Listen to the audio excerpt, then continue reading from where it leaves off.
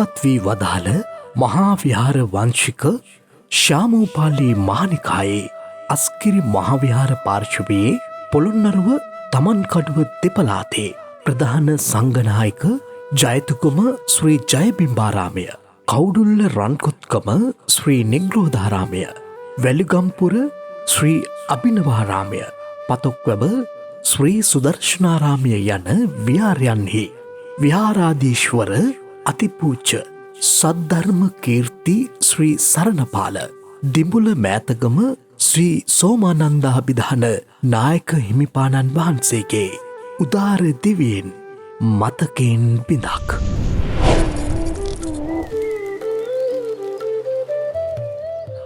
ප්‍රෞඩ ඉතිහාසයක අතීත උරුමය හා දසත විහිදී වෑදියෙන් සුපෝෂිත නෙල්ල පිරුණු කෙත්වතු පිසහමායන සිහින් වාරැලි කවුඩුල්ල නම් සුඳුරු කම්පියස තව තවත් සුන්දර කළේය. එකී සොඳුරු කම්පියසක කාගෙත් ආදරය කරුණාපතිනාගත්. ඉඩම් ගෙදර අප්පුහාමි සහ ගොන්නගහ කුඹුරේ ගෙදර ටිංගිරි අම්මා යන මාපිය දෙදෙනාට දහව.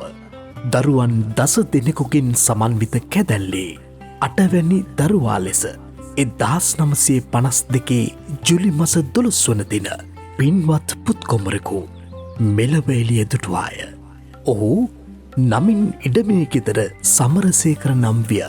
කුඩා අවදියේ පටන් ඉතා චාම් පැවැත්මකින් හා නිහඬ චරිත ලක්ෂණවලින් පොහොසත් වූ සමරසේකර පුතුණුවන් 1958 වර්ෂයේදී කවුඩුල්ල මහාවිද්‍යාලයට ඇතුළත් වූ අතර හොඳින් අධ්‍යාපන කටයුතු සිදු කළ සමරසේකර පුතුණුවන් පෙර සසර පුරුද්දකට මෙන් නිතර ගමේ පන්සල හා කාලයක වන්නටත් විහාරස්ථානයේ ඇසුරේ ජීවත් වන්නටත් පුරුදුව සිටියා. භික්ෂු ඇසුර කුඩා කල පටන්ම ප්‍රිය කළ බැවින් පූර්වත් කෘත පුණ්‍ය බල මහිමය මතුවී පැවිදිවීමේ කැමැත්තක් ඇති වූ නිසාවෙන් ස්වකීය මාපිය අවසරය මත 1966 වර්ෂයේදී එවකට කවුඩුල්ල ශ්‍රී නිග්‍රෝධාරාමාධිපති අතිපූජ්‍ය දිඹුල මෑතකම ශ්‍රී සරණපාලාභිධාන නායක ස්වාමීන් වහන්සේ ගුරු කොටගෙන මෑතගම සෝමානන්ද යන නමින් උතුම් සම්බුදු සසුනේ පැවිදි බව ලැබීය.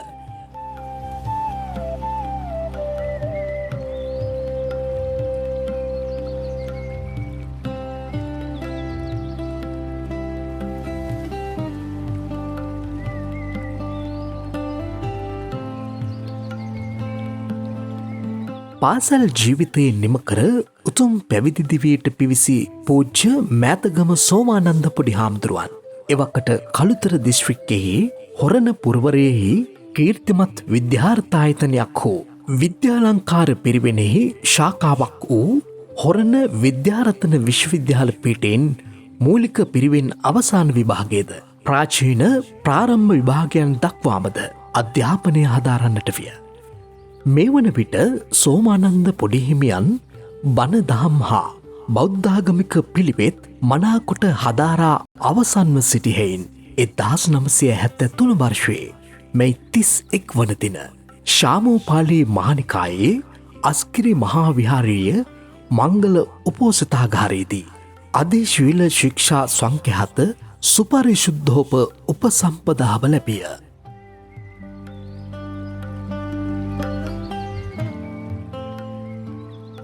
එවකට මැදිරිගිරිය ප්‍රදේශයේ මහා අඹගස්වැව ජයතුගම ප්‍රදේශය ජනශූන්‍ය ප්‍රදේශයක් වූ අතර රෝස ගස්වලින් හා නිතර වනසතුන් ගැවසුණු ප්‍රදේශයක් විය. යාමට ඒමට හරිහැටි පාරක් තුටක්ද නොතිබිණි. එහෙත් ජයතුගම ගම්මානයට විහාරස්ථානයක අවශ්‍යතාවය පැනනැගී තිබුණේ.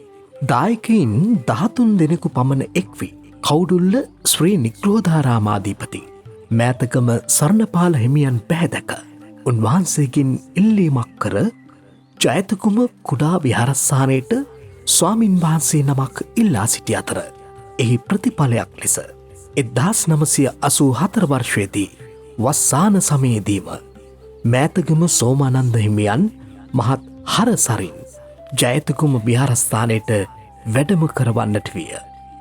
එතැන් පටන් ජයතුකුම ශ්‍රී ජයබිම්බාරාමයෙහිම වැඩවාසය කරමින් දායක දායිකාවන් හට අර්ථයෙන් ධර්මයෙන් ධර්මානුශාසනා කොට ගමෙත් ව්‍යාරස්ථානයත් අභිවෘද්ධිය වෙනුවෙන් සුවිශාල ශාසනික මෙහෙවරක් සිදු කරන්නට වූහ. කාලයාගේ ඇවෑමෙන් 1994 වර්ෂයේදී සැප්තැම්බර් 16 වන දින මහනුවර අස්ගිරි මහා විහාරීය ශ්‍රීමත් මහානායක ස්වාමීන්ද්‍රයන් වරක් ප්‍රමුඛ සානුනායක කාරක සංඝ සභාව මගින් සද්ධර්ම කීර්ති ශ්‍රී සරණපාල යන ගෞරව නාම ප්‍රදානය සහිතව පොළොන්නරුව තමන්කඩුව දෙදිසාවේ ප්‍රධාන සංඝනායක පදවියෙන් උන්වහන්සේව පුදනු ලැබූහ.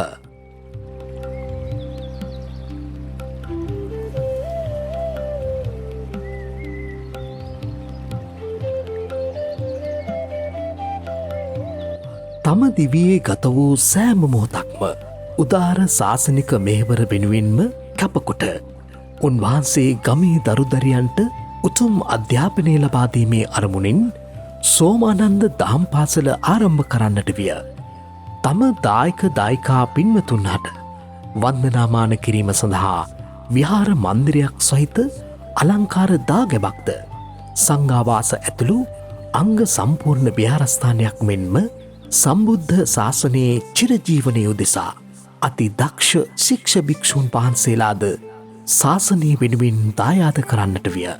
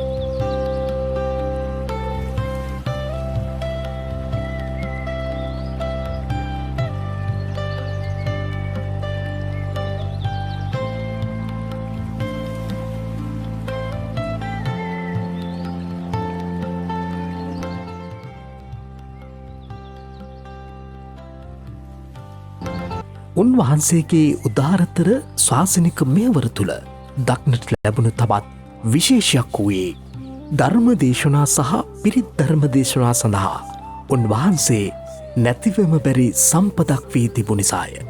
එනිසාම පිරිත් රජ්ජුරුවන් යන අන්වර්ථනාමෙන්ද උන්වහන්සේ හඳුන්වනු ලැබිය. කියා නිම කළ නොහැකි උදාර ශාසනික මෙහෙවරක් ගම රට ජාතිය වෙනුවෙන් නොපිරිහෙලා ඉටු කරමින් ඉපදෙන සියල්ලෝම මේ ඇති. උන්වහන්සේගේම හඬින් අප නිතර ඇසූ බණපදය අප හැමෝගේම සිත් කම්පාවට පත් කරමින් එකී ලෝක ධර්මතාවය උන්වහන්සේටද පොදු ධර්මතාවයක් බව අපට පසක් කරමින් 2026 මාර්තු 26 වෙනිදා වසර 74ක් ආයු වනදා අප මහා යතිවරයානෝ මෙලොවින් සමුගෙන අපවත් වන්නට විය.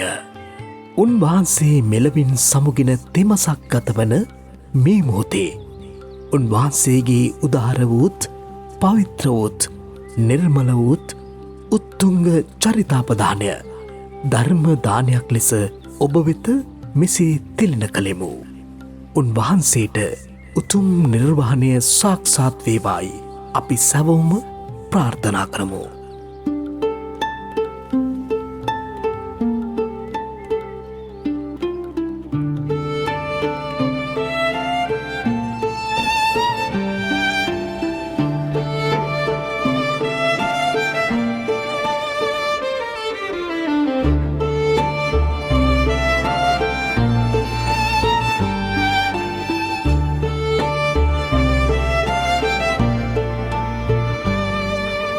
සදත්සේ දිලි දිලි වැඩ සිටේ සමිදු අපේ හිත් අහස මත්තේ කුමක් නම් සිදුවිනිද දෙවියනි හිමද මෙහි සොමි කිරණ නැත්තේ මදක් හෝ හිත හදාගන්නට එකම එක සහනයකි ඇත්තේ ගොඩක් හොඳ වැඩි නිසයි අපේ ගුරු දෙවිදු සඳ දෙව් ලොවට ගත්තේ